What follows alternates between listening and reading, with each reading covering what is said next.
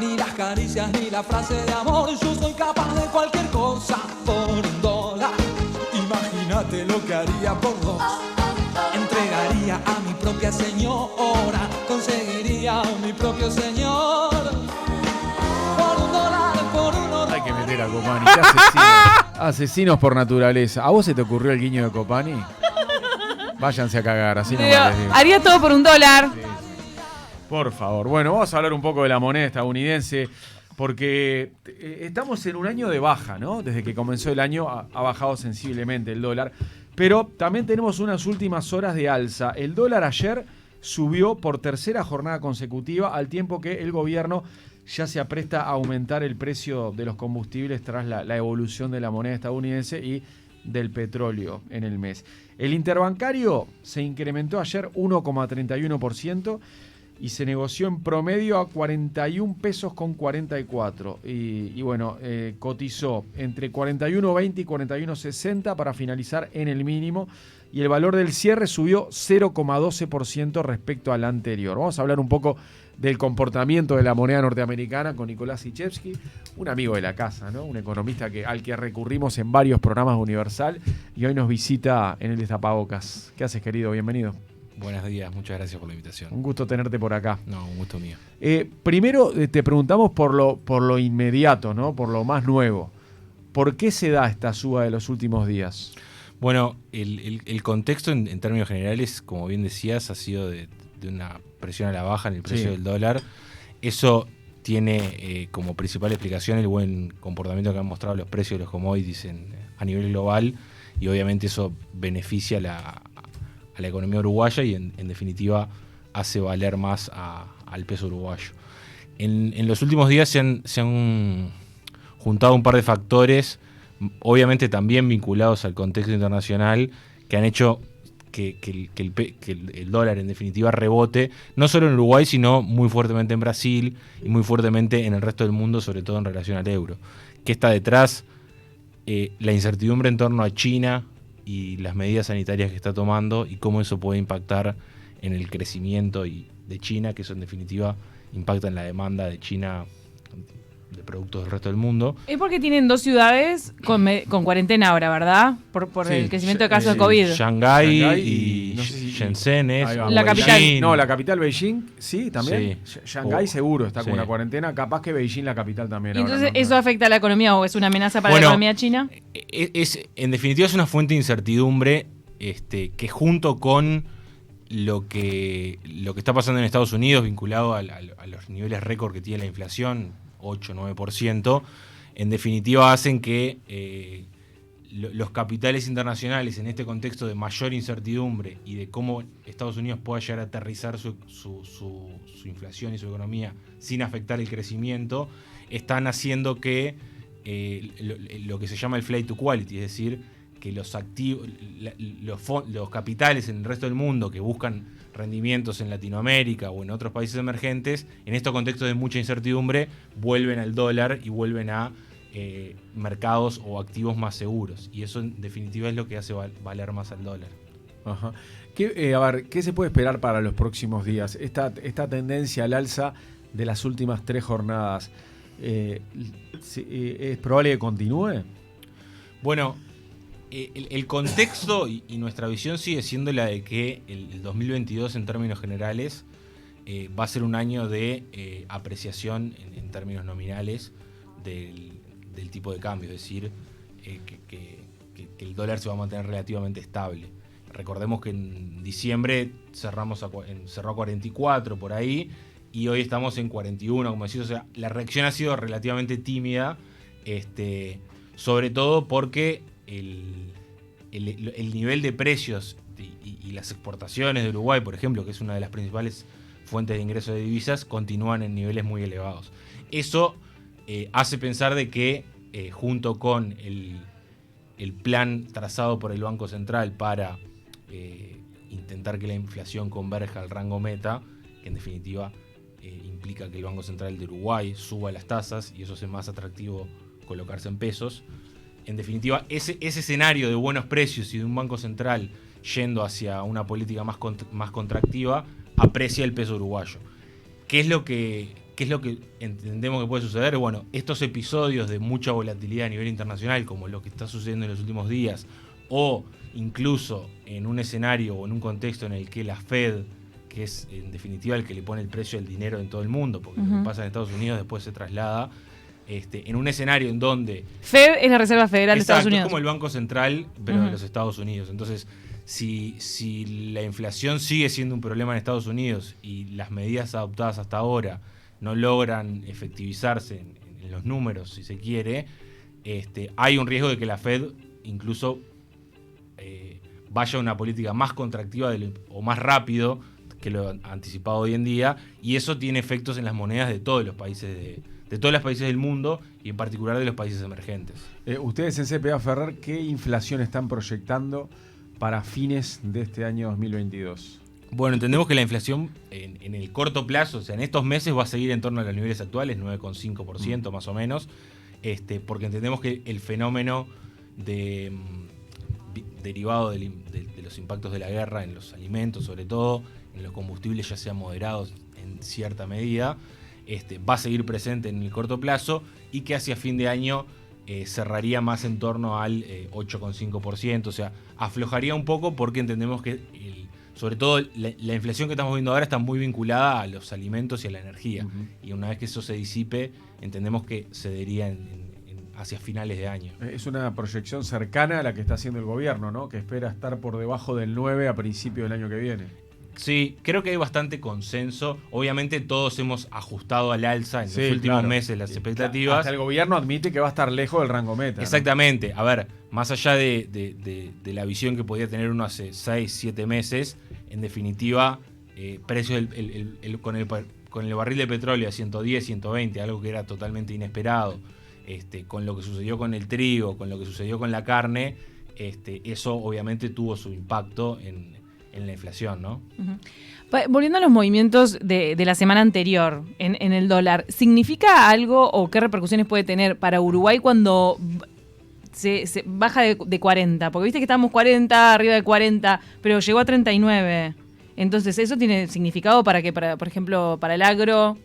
Bueno, ahí se generan varias situaciones. Por un lado, obviamente, si uno lo quiere ver en términos generales, cualquier persona que percibe ingresos en dólares pierde poder de compra.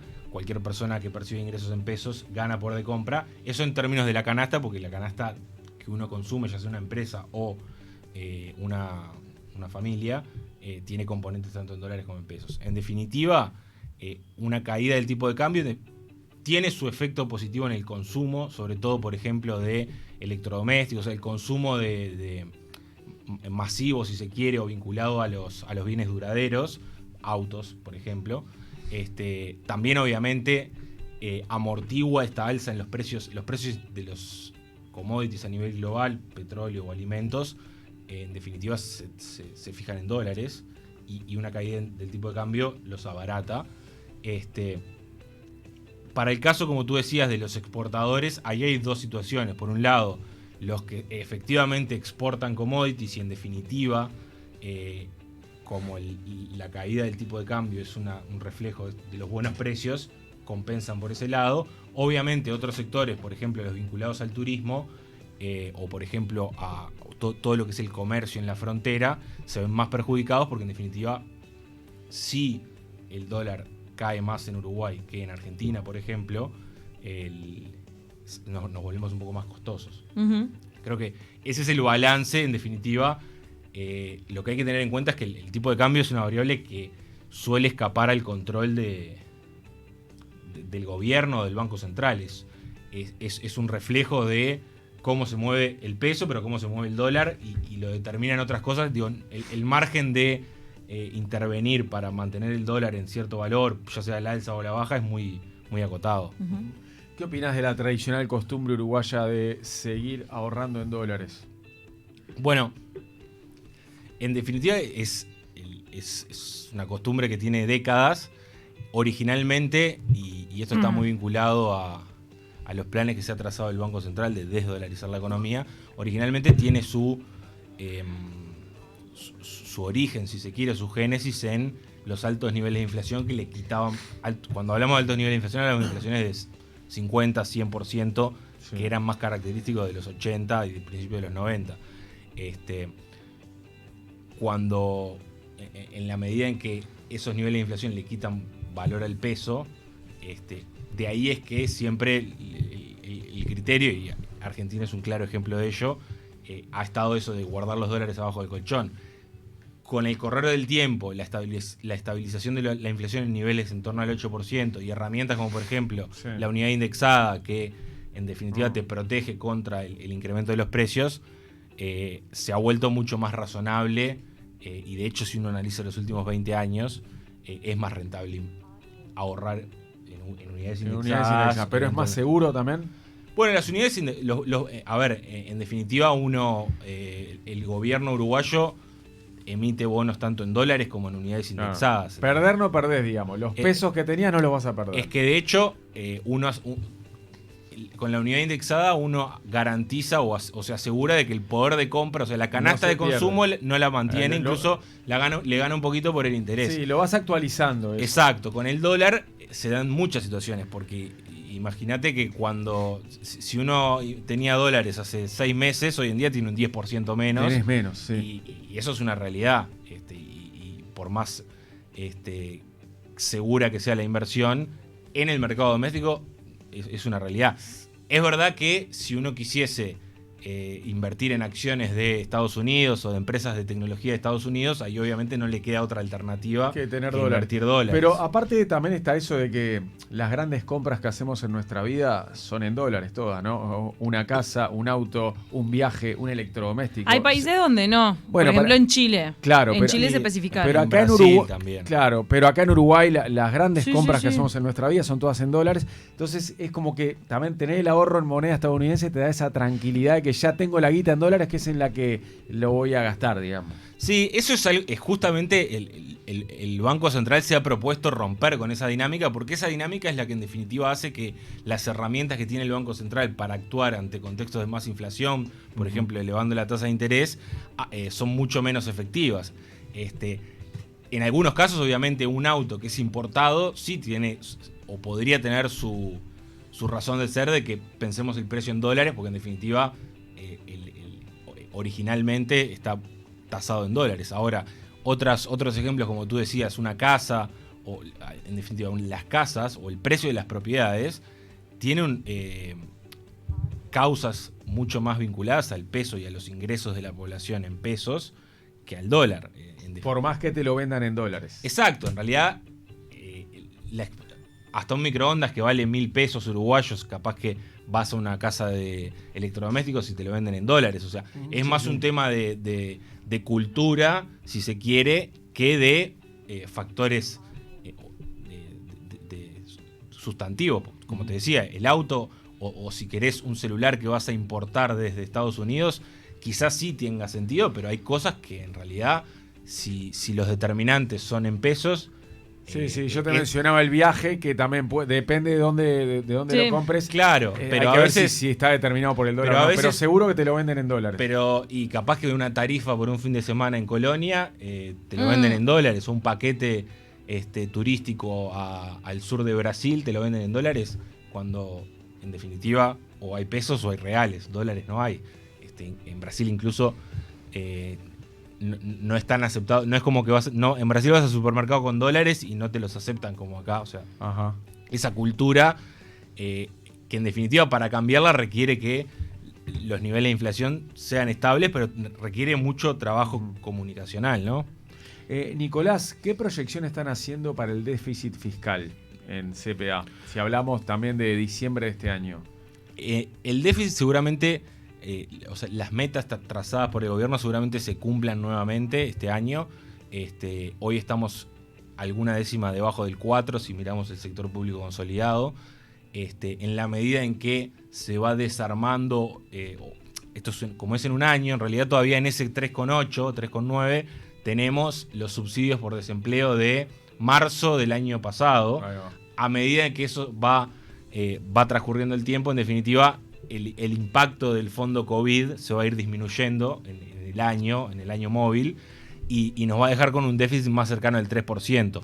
Ahí hay que tener en cuenta también de que esta inflación un poco más alta de lo previsto a veces puede tener impactos desde la perspectiva de los ingresos, porque por ejemplo, si el aumento de la carne, si la carne aumenta en marzo, en abril la recaudación de IVA ya aumenta un poquito, porque en definitiva se traspasa casi que mes a mes, Claro. Lo que no es necesariamente igual con los costos, que muchas veces, esto es algo que sucede en cualquier empresa también, ¿no? Que muchas veces se ajustan de forma semestral o anual. Entonces, vamos rumbo, creo, a cumplir, por lo menos cumplir nuevamente las metas fiscales. Con el tema de la inflación, ¿no? La pérdida de poder adquisitivo en general, ¿se mide? ¿Cómo se mide? Sí, ahí hay dos métricas que típicamente son utilizadas para analizar el poder de compra. Por un lado, la evolución del índice de salario real, que es el índice nominal de salarios, deflactado por el IPC, o sea, es comparar los salarios nominales contra la inflación. Una medida más, si se quiere, abarcativa de toda porque quizás los salarios pueden subir, pero el empleo puede estar cayendo o no tanto. Una medida que contempla más la situación global es el ingreso de los hogares.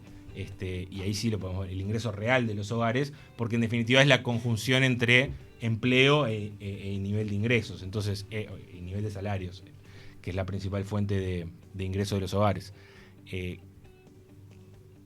Obviamente, ahí conviven dos situaciones distintas.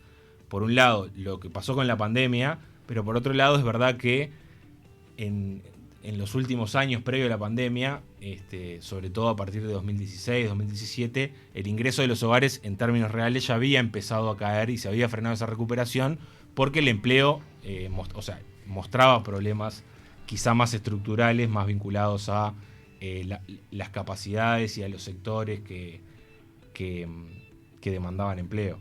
Pero ahora está aumentando la cantidad de ingresos por hogar, sí.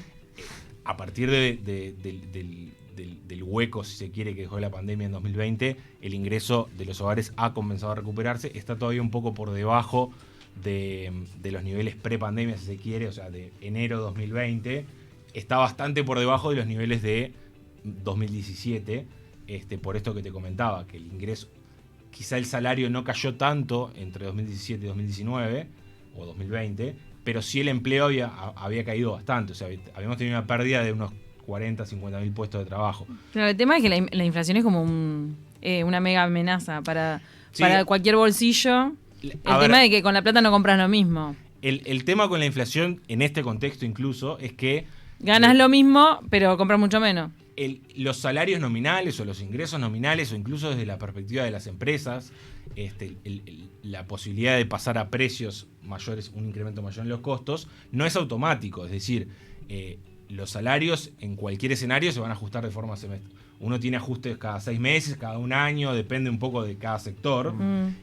Pero la inflación, cuando se acelera más que lo previsto, como pasó en estos últimos meses, en el corto plazo te comes claramente parte del salario real, si se quiere, o de los ingresos reales. Eso es solamente en el corto plazo. En el largo plazo... se supone que lo tendrías que recuperar. Bueno, de hecho...